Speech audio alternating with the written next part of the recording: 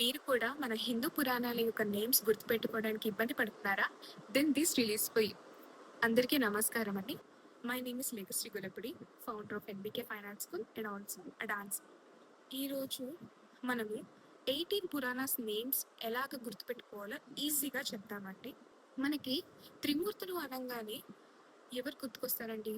బ్రహ్మ, విష్ణు, మహేశ్వరులు కదా. బ్రహ్మ పురాణము, విష్ణు పురాణము అండ్ శివుణ్ణి కొలిచే వాళ్ళని ఏమంటారండి? శైవులు, శైవ పురాణం. నా ఫోర్త్ వన్, మనకి వెంకటేశ్వర స్వామి యొక్క 2 వైఫ్స్ పేర్లు ఏంటండి? First one Padmavati Devi and Bhudevi కదా. అందులో నుంచి పద్మావతి అమ్మవారి పేరు గుర్తుపెట్టుకుంటే ఇక్కడతోటి మనకి 4 పురాణాస్ అనేవి కంప్లీట్ అయిపోయాయి. నా ఫిఫ్త్ వన్, మనకి హోమంలో కూర్చున్నప్పుడు అండ్ హోమం పేరు విధంగానే ఏ దేవుడు గుర్తుకొస్తాడండి? ఆబ్వియస్గా అగ్ని దేవుడు అనేది గుర్తుకొస్తారు. అగ్ని పురాణమే. ఇక్కడతోటి మనకి 5 పురాణాస్ అనేవి కంప్లీట్ అయిపోయాయి.